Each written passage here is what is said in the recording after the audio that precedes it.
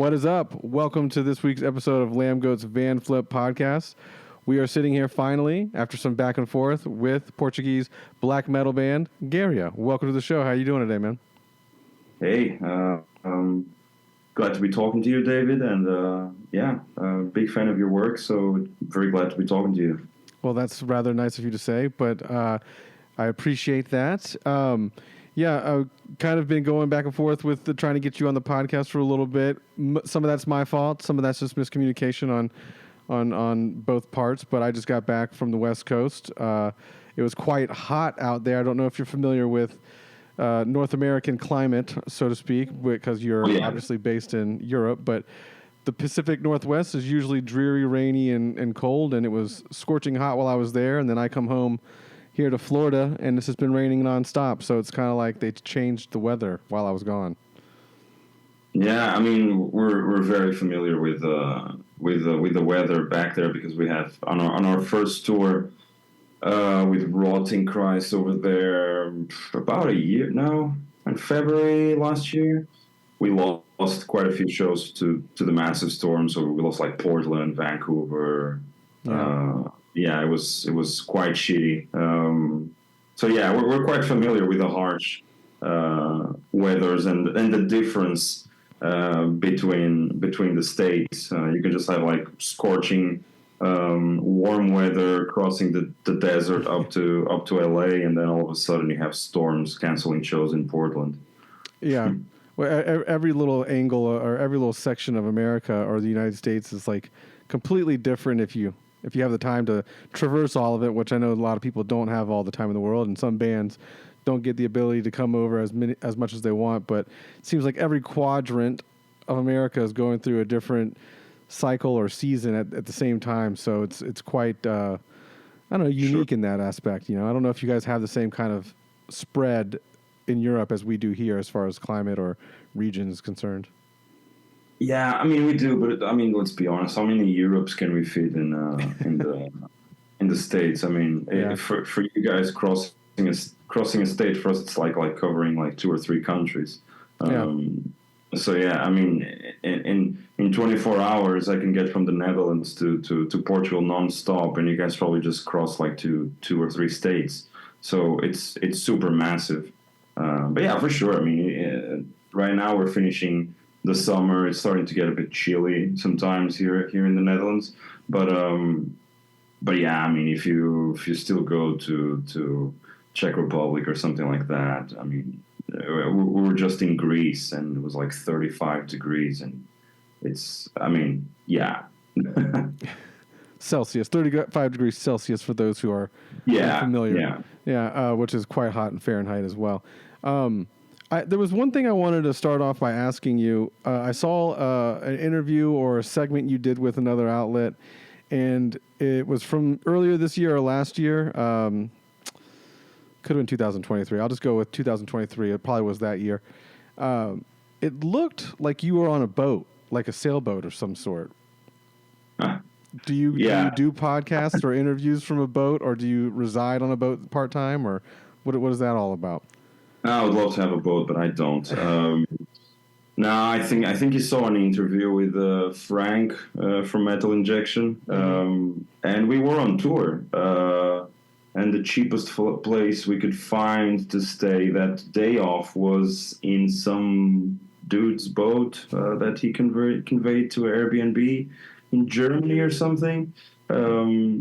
So yeah, that's what we did for that one, and it was the same day that I had to do that interview with Frank. So yeah, I was on a boat for that one. Interesting. Yeah, no, I was curious because I have a lot of friends who, or not a lot of friends, but I have some friends that actually moonlight in the sailing world, and one of them actually at some point was Airbnb a couple of different sailboats that he had. So that's interesting that you were doing the same on the other end, just renting it from somebody. But in an off chance that you were someone who was up to speed with sailboats, I figured I'd ask that and get that kind of cool conversation out of the way. But you are not, so we can go move past it. Yeah, but that was a unique spot to have a little interview at. But it was quite cool. It was like all these wooden. It was super small. I mean, we're like 6 people staying in that very small boat. It was quite claustrophobic. Yeah, I don't think we're going to do that again. But yeah, you do it once and then you know how it is. Right? Is that the weirdest place that you guys have stayed on tour, like as a band? Or no.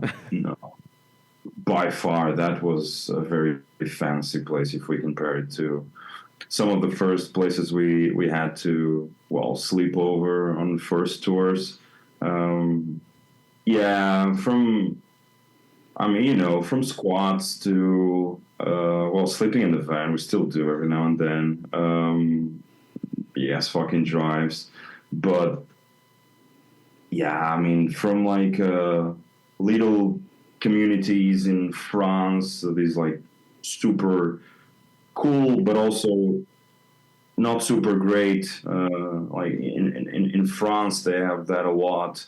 Also in Belgium, and even here in the Netherlands, we stayed in very like shitty places in the early beginnings of touring. But hey, if you don't in your first tours, you're missing out a lot of the rock and roll vibes of the first tours as a band. If you just like jump onto the 5-star hotels, you're missing out on a lot of amazing stories that I hope I will never forget. Yeah.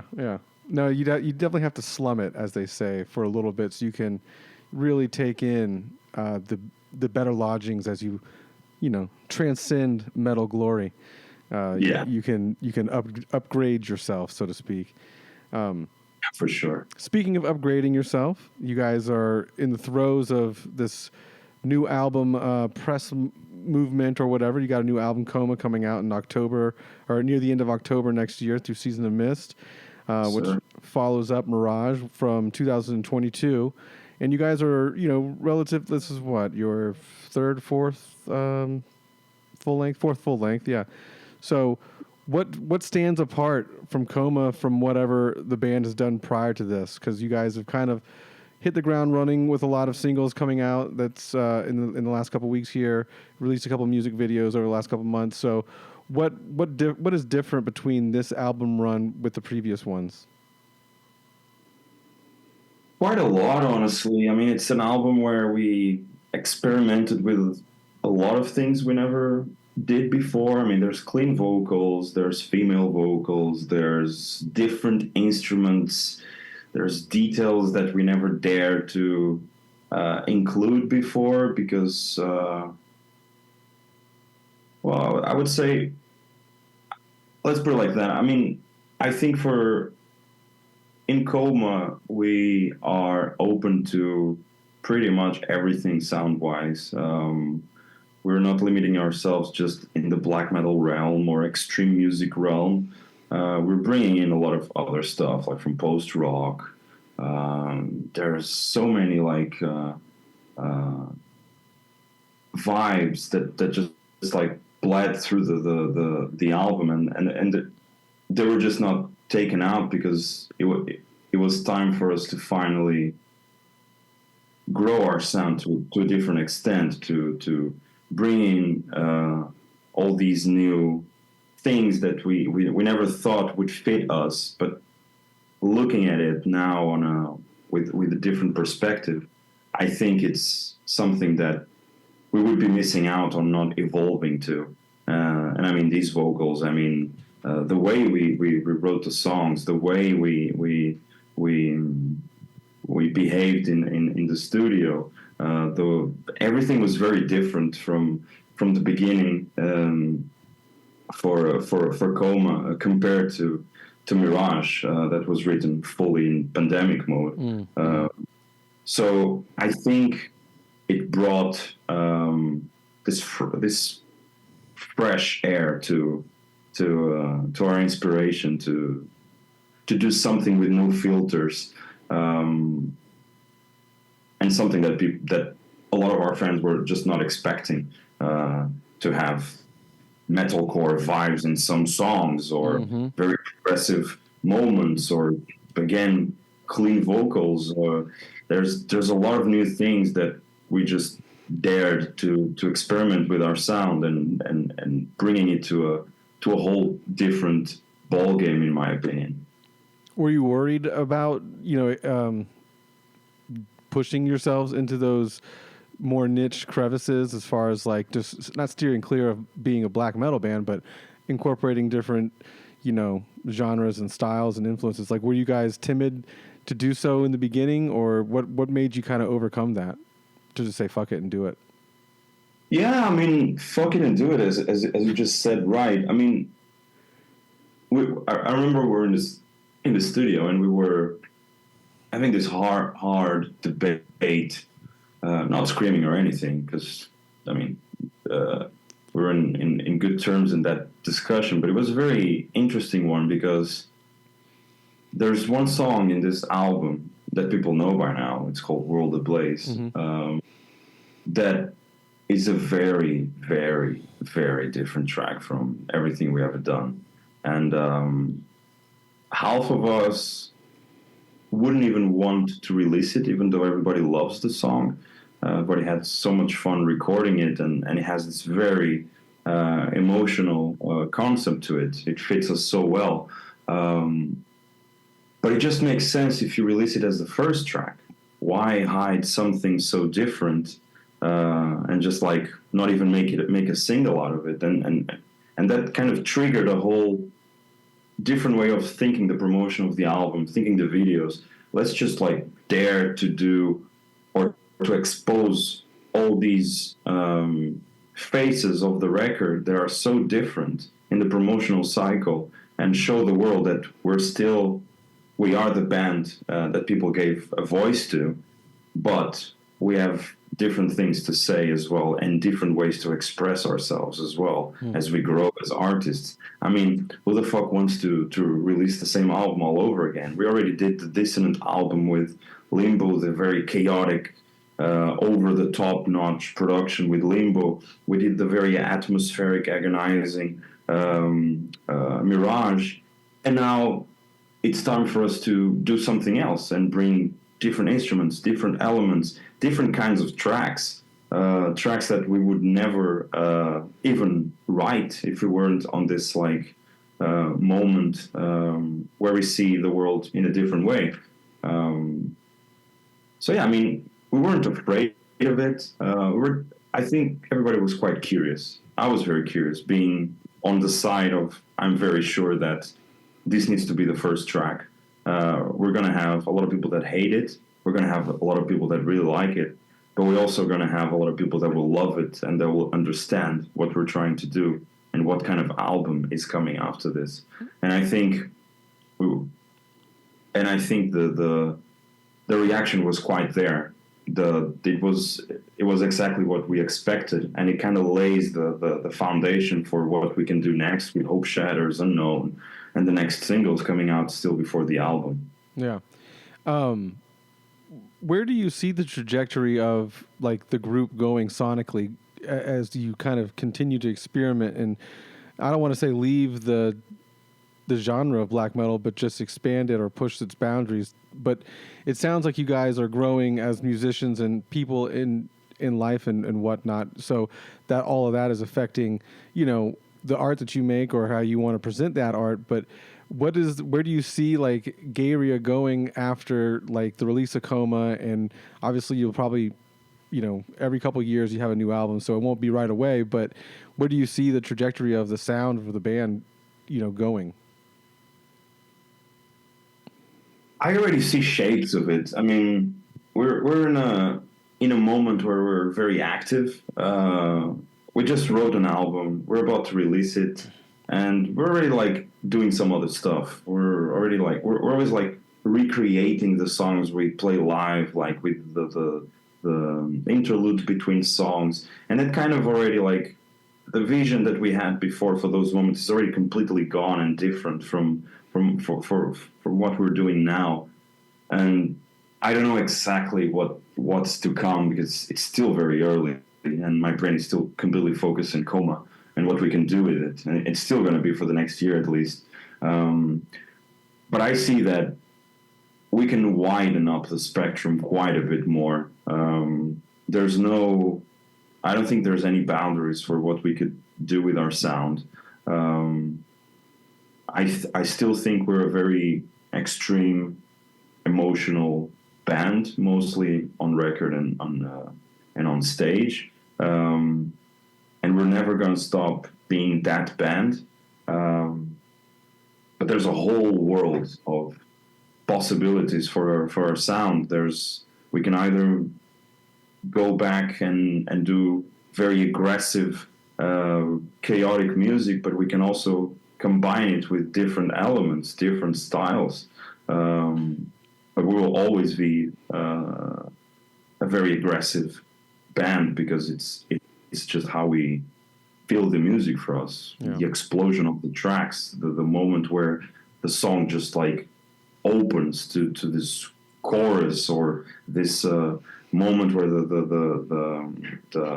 the choirs just explode through the song and blast beats, when the drums open and just like lets everything open. That moment that we share between all the songs since the beginning of our very short career will always stay there. It's just how we write music and how we feel the energy with the art that we do. Yeah. How much of your transition from just being like the guitarist in the band to moving over to vocals changed, or not changed, but differed the approach to the new record? Like, because correct me if I'm wrong, but I think you made somewhat of a transition in the last year or two to the vocalist side from being a band member, so to speak. So how does that alter, or how did that alter the writing process for you and the band for this particular album? And is that why you kind of are exploring more in whether it's sounds or different, elements to the songs? Is it because, the way you're looking at it as not just a guitar player, but as a vocalist and as a frontman for the band now? I don't think it changes that much. I think I never thought of that. It's a good question. Might be. I mean, maybe I would need a couple more years to answer properly this question, but I don't think so. But I also think so, because it just this transition made me look at the music in a different way. I was always there. I mean, right. There's the shitload of lyrics were written by me, and I was always there in the vocal moments before. But I think having a different state in the band just kind of might shape a bit of how I see the music and how I see music in general, not just ours, and how I see our career now that it's been almost 8 or 9 years. Yeah. I think, but still, I think these changes would have come naturally because in every album that we did, now looking at it, I could always like foresee the changes that we did in the album after that. Mare is a very different song from Limbo, and it could fit within Mirage. There's 2 or 3 songs from Mirage that could fit within Coma. So there's always like a bit of like some experimentation that will just trigger the shift for a few more songs in the future. So yeah, yes and no. yeah. I mean, I'm glad I made you think about it, obviously, but it is like your first effort as you on vocals, and I just didn't know if you approached it differently or if you were like, now that I'm the front man, I can maybe push the envelope a little bit more and get these ideas across. Not that you weren't being heard prior, but maybe because you're thinking about it or viewing it from a different perspective. That was what my kind of question was from, but it's new to you, just like you haven't ever thought about it, so it's good to make you think on the spot, I guess. Yeah, I mean, it's the process didn't really change. The way we write music is still the same. I'm still the one pulling the first 80% of what you hear as in the composition level, and then of course everybody just like jumps in and changes a few parts, and they do their thing as we always did. So the process is still exactly the same, but now it comes the aspect where there's of course new vocalist, a new perspective, and a different way of expressing ourselves. It was always kind of there, but now it's just a bit more apparent because I think because we just like grew more and we have the structure to express ourselves the right way with all these videos and the shows we've been doing. We tour a lot as well, so we grow. And every tour, we're a very different band from the one that just did the last tour. So all these things play a part. It's not just the fact that I'm a vocalist now. Yeah, it just seems like a living organism. The band seems like a living, growing organism. It's not just that's what it seems. You mentioned obviously different vocal styles on the album Coma coming out, and some of the things that I realized or that I researched and saw were people reacting, so to speak, to there's that whole vein of YouTubers and Instagram/TikTokers that react to new songs and this, that, the other. A lot of the things that I kept hearing multiple people say was that the black metal band doesn't necessarily have black metal vocals, and I didn't know if you had like heard that yourself, because again, you guys are doing something different in general. But what do you is there a black metal vocalist sound, and is that why you're trying to do other things to kind of like, just kind of not do the same old? Whenever I try to be away from it, I think it's just that it's just the way we are. I mean, we never try to, let's sound like this or get away from this sound or the way this genre sings or something. It's just like I always saw it as part of it, Now I see that we're probably jumping the fence a bit to other styles, which is completely fine and great by me because we don't want to stick to just one thing. We never did. I don't think we ever sounded exactly as a black metal band. We always had something a bit weird and different. If we compare us, of course, with the Icelandic scene or the Norwegian scene or the more classic bands that follow those patterns, we always had like different things that could differentiate us, whether it's live or in a musical way. So yeah, I mean, I don't know if that answers your question though, but I think we always had something. Maybe because it's our Southern European blood playing a role of this like melodramatic way of portraying the music that kind of throws away the archetypes of the Norwegian scene or the very cold kind of way of portraying black metal. I always thought we had something different from other genres, and now it's just a bit more apparent because we've grown up and it's time for us to assume that in a more practical way. Yeah, I can probably double back on that and agree with you that you guys definitely have the core elements of like a black metal band, but there's because for me a lot of black metal is very hit or miss right away, and so some of that has to do with the vocals, but I always kept finding myself going back and listening to you guys in the last couple of years just on a whim.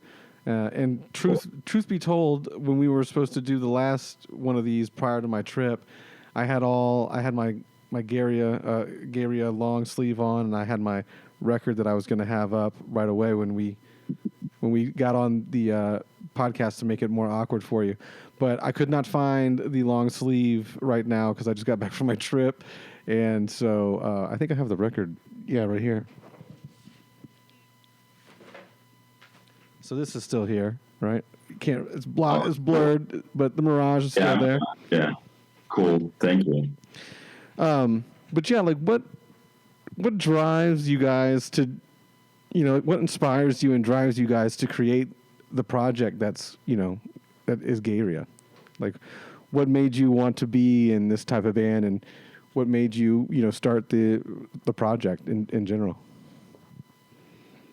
I think like every bedroom project. I mean, in the beginning, I just had this like collection of riffs and songs and ideas, and that came into. That's what our first EP actually is. We weren't really a band then. It was just like 2-3 people just doing something. We didn't want to play live. It was just something as many really cool bedroom projects out there. But then things started to grow as there was a bit more inspiration to do a full length, and then we started playing a few shows, and then the band happened, and then members in, members out. Things started to become a bit more serious of where we could go. Until this point where it's our lives. We take it very seriously every day. As you said, it's a living organism that changes every day with new things and new people coming in and out, and in a work level basis, and very very boring business levels. But one thing that always stood still, and it's still something that is very intriguing for me, and that's why we write about it so much, is humans, and humans stuck in this modern urbanistic life of the individual lost in the big cities, and that's something we write about since the beginning. We were never a very spiritualistic band that writing about demons and the occult. We rather talk about humans and how we feel about certain situations that we live through, and things that we experience. Things that I talked a lot in the Mirage cycle, because it's an album completely about that. But yeah, it's a band based on human behavior and how we see ourselves as human beings and artists in this world that is constantly morphing into something weirder every day. And this is isn't it your not your third? Is it your third Season of Mist record, or? It's going to be our third Season of Mist. Yeah.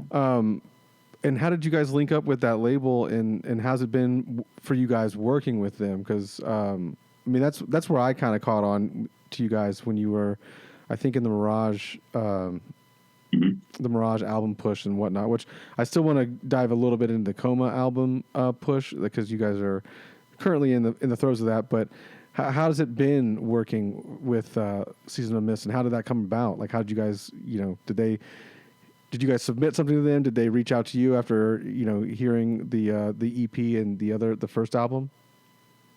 I think they were aware of us before Limbo. Well, they certainly were, because we were going to tour. We were going to tour with a band that was signed to Season of Mist, the defunct Numenorian from Canada. That was our first proper tour with our former booking agency, and I think all the pieces kind of aligned, because prior to the tour we had Limbo in our pockets. After recording it, we were leaving our previous label. We were looking for something bigger, of course, with more structure and based in Europe, something that could, a group of people that were as passionate as we were for the music, and that could lead us to higher grounds. And I think all the pieces of the puzzle just joined it together. as they knew about us, and then we just started talking, and things just like felt great. And 3 albums after, we're very happy. I mean, they were part of the moving force that made us the band that we are today. They worked their asses off for everything we want to do, and they never said no to any stupid idea that we had, which is great. And from waterboarding ourselves to going on tour constantly and having a shitload of stuff being shipped and promotion and this and that. I mean, it's a label that has always been on our side and really ready to help every time we needed it. So yeah, I mean, it's been a really great cooperation with Season of Mist. We're very happy and honored to be in their ranks. Yeah. Speaking of, like, I brought up the new album push, and you brought up the waterboarding. Was that in World Ablaze or Hope Shatters? What video? That was a recent video you guys did. Yeah, it's for the bonus track of Mirage called Dormant. Oh, yeah, okay. Gotcha. Yeah, we released last year. Yeah. How the visuals for your music videos, because they always seem very grand, and at least in the recent past here, what is the driving force behind the visual aspect of music videos for you guys? Like, it seems like you care a lot about that, so I was just wondering what the process is and how long does it take you guys to not only just shoot the video but plan, because it seems like there's a lot of planning involved. I didn't know if that was something that the director takes over, the director that you work with at that time, or if the band, like how involved the band is in that. We are completely involved in every aspect of everything we do. I mean, even the videos. I mean, we always did our own videos since, well, up until Dormant. Dormant was the first video we ever did with a different director, Claudio, who also directed the Unknown video.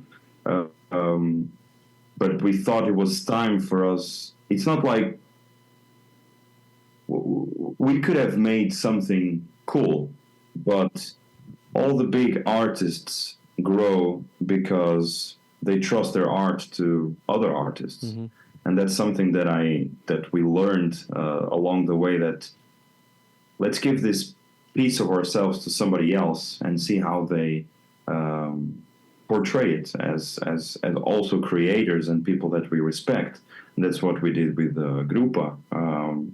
That's amazing team from Poland. They do all the behemoth videos, and they are completely ahead of mostly everyone in terms of ideas and manpower and building stuff. I mean, they're crazy, hardworking people with a lot of talent, and we had the possibility. So we bring the ideas, and then they put more ideas on top, and they build cages like the ones you see in World Ablaze. They find these amazing scenarios. They throw people on fire if they have to. I mean, it's again, we love to be surrounded with people that are talented, but who are very passionate for what they do, because it also helps us become even more passionate for what we do.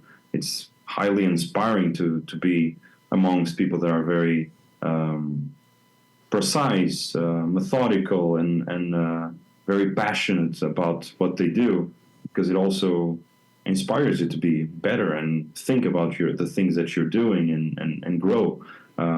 So it's something that we love to do, and we do the same thing with visual artists and people that do designs and merchandise for us.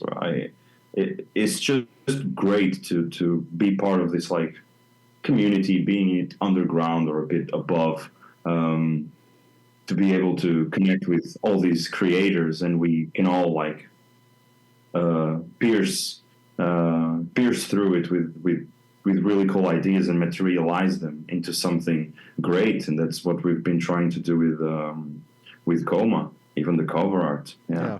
It the cover art for Coma definitely doesn't give off the black metal vibe. which I don't know if that's a good or bad thing, but I think it stands out a lot. It's bold. It's bold. We wanted something very, very bold, but also very minimalistic. We're in this very minimalistic vibe since Mirage, where less is more for me, and I think it brings the more important things when it's not like overshadowed with a lot of other details. But yeah, I mean, we worked with this amazing guy, Nathan. He's an amazing creator and super good with realism. And we had this specific idea of an eye.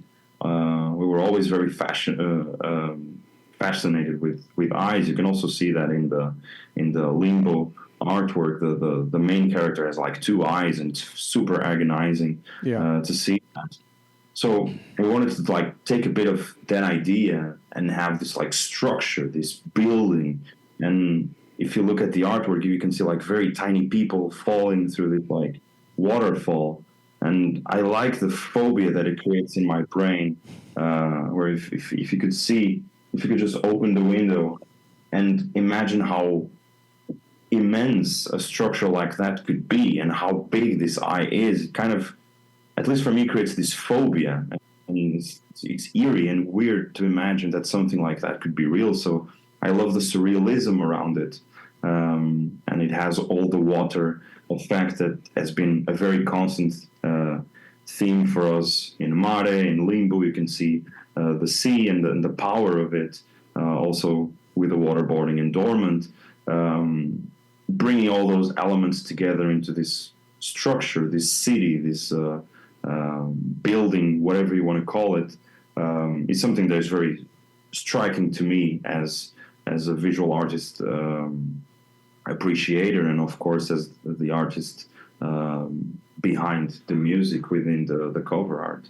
Yeah, it's very interesting. And again, like the color scheme is, I don't necessarily see a lot of black metal or heavy metal albums, doing that kind of light.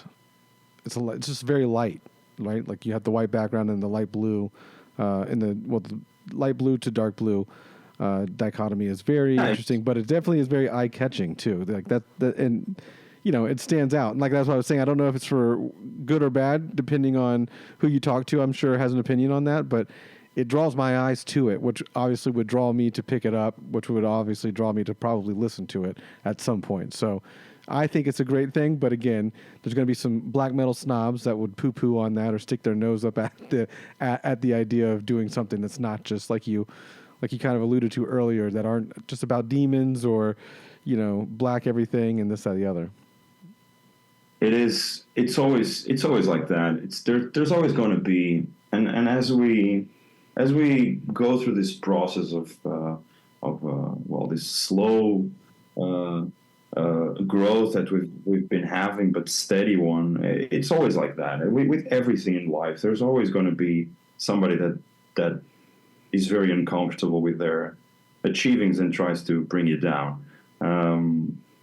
We like to focus on the other side of the spectrum, the people that can appreciate what we do and people that can question us about what we do, even if they don't like it, because discussion is the best form of evolving. So yeah, I mean, it's a dude with a ball pen and a piece of paper. How much real can you get? I mean, it's his mind thrown into this piece of paper, and I think it's just majestic what he could come up with. And if we forget about what is a black metal cover, what is a pop cover, whatever it is, we wanted something bold that could really translate what we felt with the music in this album, and that thing is exactly what we envisioned, and it's exactly what Nathan did for this record. I mean, I don't care if it doesn't look like a Mayhem cover or a Watain cover. Again, it's bands I love. Watain is my favorite extreme metal band ever. But yeah, we don't look like Watain. We never wanted to be like Watain. even though we are good friends with them and we love everything they do. Super inspiring band, but we are different people, different artists from different backgrounds, different tastes as well. And we as humans feel the same things and express them in different ways. So that's the beauty of what we do as artists, and listening to music and watching movies and seeing paintings. And sometimes it's the same emotions, but through different episodes and different ways of expression, because it's just different humans expressing it. So yeah, it's a bold cover art where you can see very tiny Garia, Coma, because that needs to shine through what people see. And I also love the fact that if you go to a record store and the record is there, you can't really see what's beneath the surface of that cover art. Could be a pop album. Yeah. Could be a trance music album. I don't know. I think that's cool. It's interesting. I mean, it brings. I'm not from that generation, but older people or people 10 years older than I am or 20 years older than I am would go to record stores and find music through cover arts. Yeah. And I love that thing about it. I don't think there's going to be a lot of people that discover us in record shops because we're not in that moment in time already. But I love when people tell stories like that, because it's such a real and organic way of finding something new. Just like get your ass out of the door, go to that place where other people are talking about music, and discover things. Even if you don't understand them at first, you just grab this vinyl and it just looks cool, and you take it home and discover that it's our shitty music. Yeah. Luckily, places don't have listening stations anymore, you know. But no, I mean that's something that I definitely thought of when I first saw it. How it does stand out, and that's why I would. For me, if it was at a record shop, which I'm sure it definitely will be at record stores, especially like record shops that you or I probably frequent, that are more catered to aggressive music, obviously. We'll probably have these records, but if it were there, I would definitely be picking it up just because it does look like how it looks, and I like it even more now that you realize that you said that it was made with a ballpoint pen, because I didn't know that, and that just makes it more unique in general. That someone didn't just put together this on Photoshop or on a computer or whatnot. It's it's painstakingly done with an ink pen, which is nuts. So kudos. Kudos to Nathan on that. It's fucking amazing what he did. I really respect it. Yeah, that's really dope, and that makes me like it a little bit more. I have to ask you a basic question, which I'm sure you've answered over the years, but you haven't answered it from me, and I don't know what the answer is, so I'm going to ask you. Where did the idea come for you guys to wear masks? It's something we answered a lot of times, but it's all right. I just don't think it's important for people to see us as we are as humans. I think we always wanted people to focus on the music and the emotions of the music and the visuals that we portray as artists. It's not important. I mean, maybe it was always a very selfish way of seeing music, but I love going to concerts, and I love when we go to shows and or playing in festivals, and we can see some bands. That's just like the beauty of some times when you play. And I never care much for who's playing guitar, who's the singer. I care for the performance. I care for the experience of that show, how they move, how they behave, how they interact with the audience. And it's just something that I always had in my mind since I started going to shows when I was a little kid. And I think that just bleeds through how we created this project. It's not important who's behind the mask. For us, it's like this unit of black corpses, like painted in black, dressed in black, that just move in very weird ways to the crowd, and the way we interact with the crowd is in our own unique way, and I think that's part of who we are, and that helps us really transcend into something different on stage, because let's face it, it's not a comfortable thing to do in very sweaty, non-lit venues. But it's something that we just love. I wouldn't see it any other way. Even after 8 years, I'm still sure that this was the right move for me and for this band as it is now.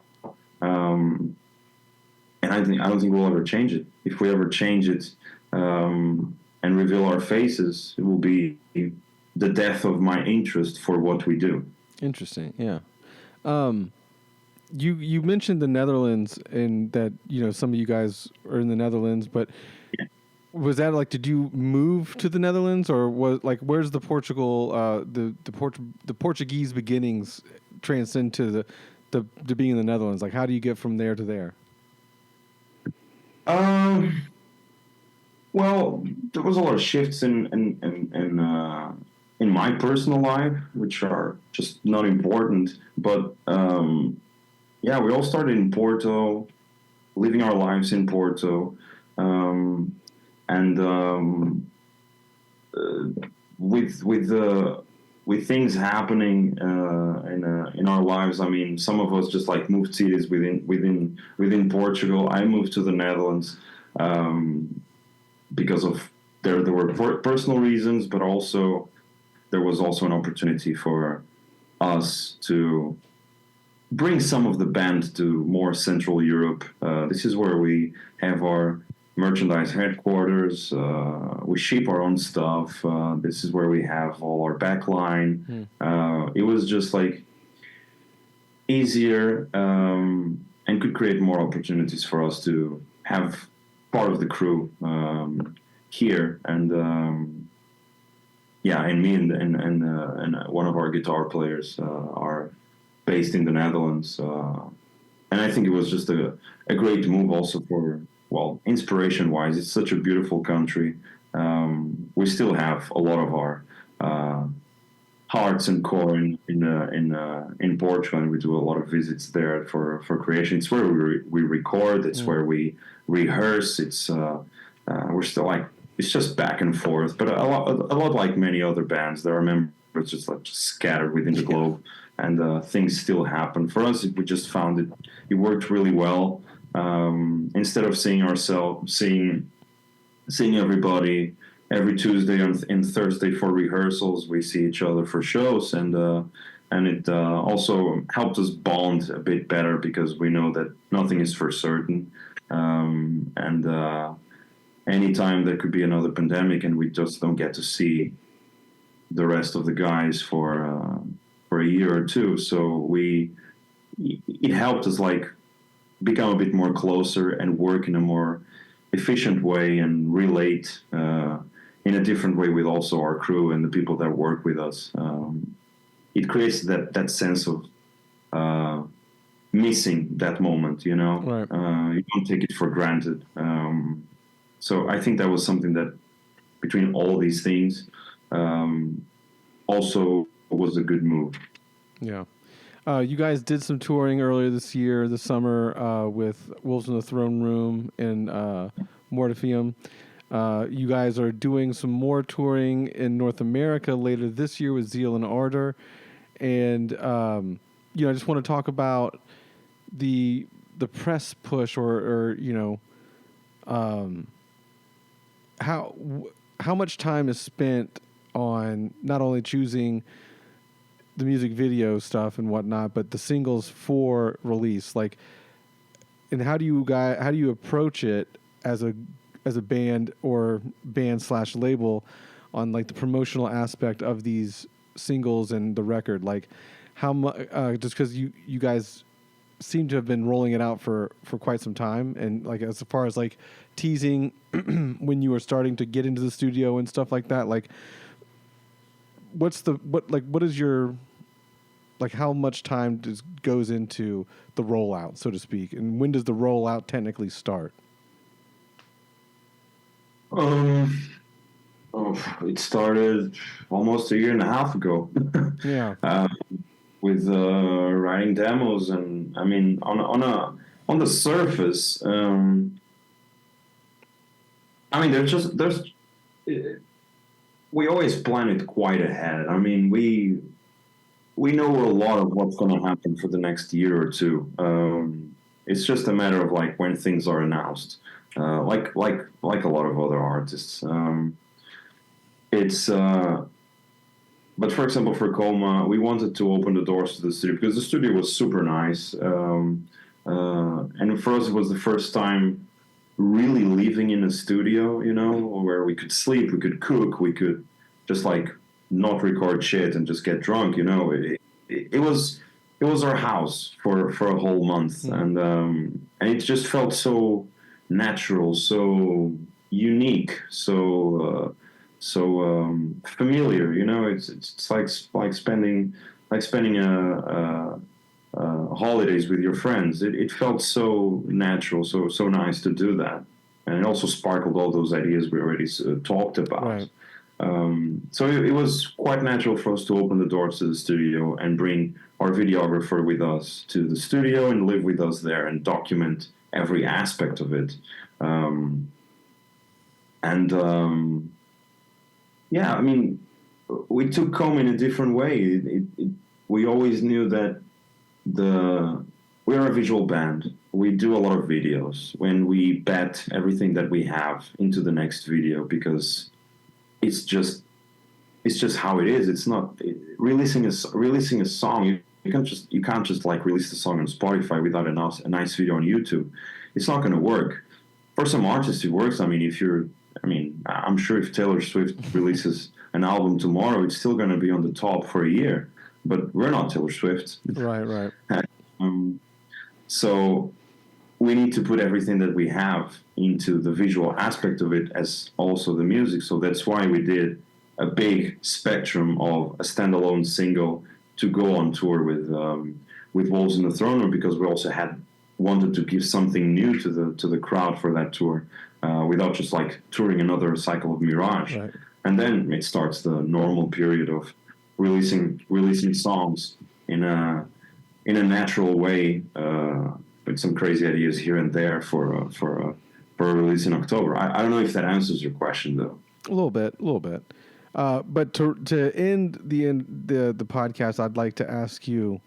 We spoke a little bit on it earlier, but I want to know what the typical Garia fan like is, and who the band really is seeking out. Like, so we talked about how like there's always going to be some kind of, you know, musical elitists or snobs for like black metal, or you know, how certain bands, or I'm sorry, how certain people may take album artwork or the sound of the vocals or the excess, you know, things that you guys are doing to push the boundaries of quote unquote black metal.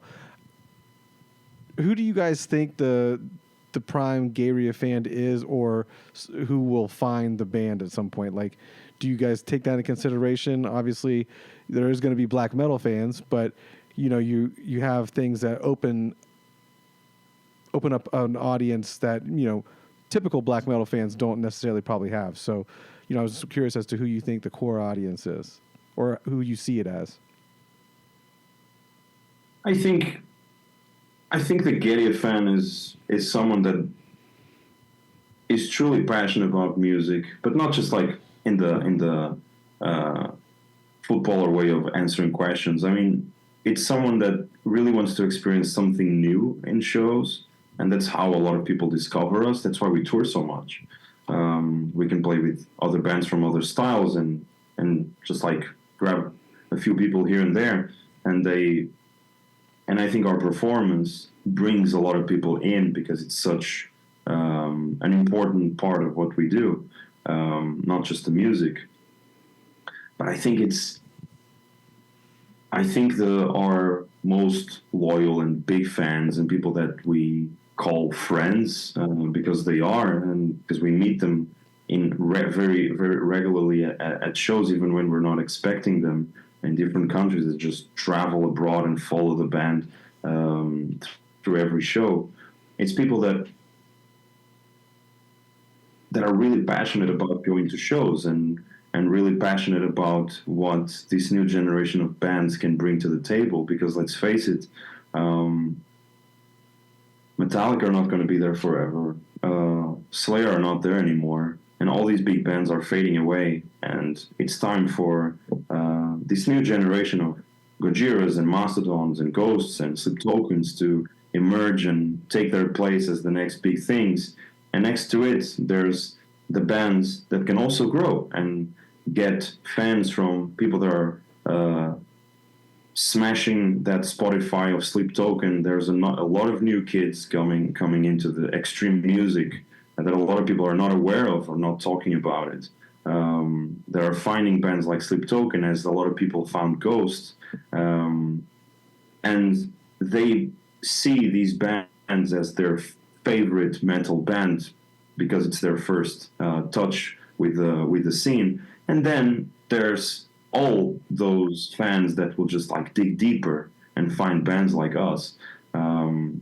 So going around a bit the question, I know, but I think it's people that are eager to find those bands that are not exactly black metal or extreme music or whatever, but they're eager to find something that speaks to them through the lyrics and the way we perform, not just exactly for the music or if it has like enough blast beats to make it into my personal playlist, you know.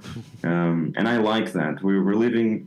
I think we're finally seeing a generation of new kids going into the genre or into extreme music because they relate to what bands have to say and not just because they sound brutal. That's the beauty of it, and we experience a bit of that with new fans coming into our fan base. Yeah, no, I can definitely agree. There are a lot of new fans coming in, new younger cats. TikTok and Instagram and all that stuff is bringing, the youth into aggressive music, and it is an interesting time for sure. Well, I appreciate your time. I know it's probably rather late for you, whereas it's only 5 o'clock in the afternoon for me. So 11 p.m. Yeah. So I'll let you, take the mask off, let your hair down, get settled in for bed, or whatever it is you have to do on this fine Wednesday evening. But Coma comes out October 25th. Am I late October, right? Yeah, 25th. Yeah, okay. October 25th through Season of Mist, Coma. You have a handful of singles out now. The album is available for pre-order, and obviously, like you said, there's more to come from the band. So they're going to be touring North America starting in November with Zeal and Ardor and Zetra as well. And then, anything else you want to kind of sign off on, or anyone that we should check out or share love to? Yeah, check out Zetra. They're also a really new band on Nuclear Blast. It's one of our favorite new bands right now. We're very happy to go on tour with them, and also Zeal and Ardor. It's one of my personal favorite bands. Never thought we could tour with them in our lifetime. We're very eager to go back to North America. And thank you so much for taking your time with me, David, and see you in one of the shows. I hope so soon, but you're not coming anywhere near me on this particular run. So I may have missed you with the Black Braid tour. Let me double check really quick. I think that was where you based? Florida. Yeah, so you came in October of last year. So I wouldn't expect you guys to hit the same spots again, but you're doing a lot of West Coast, northern West Coast dates. It seems like on the Zeal and Ardor tour, but part of me wants to maybe just see a headlining show because that might be more exciting in general. So maybe there's maybe there's North American / US headlining tour in the works after Coma. Maybe that gets you to that echelon to where you can do that. Because I'd like to see the whole package, as you guys want to present it. And I would assume a headlining show is the way to go about that. Oh, for sure. I mean, hopefully one day we can do that. That would be a dream come true. I mean, already like going 3 times in 2 years to the States is something I never thought we could do as a very tiny band. So it's a very stiff ladder that we're climbing, but I think we're climbing it in the right way, and we continue with this tour, and hopefully we can come back one day as headliners. We never know. For a band that didn't want to play live in general, you guys definitely do tour a lot these days. So, hopefully it can maintains and the trajectory increases and whatnot. But again, thank you for your time, and look forward to hearing the new album in full. Cheers. Take it easy.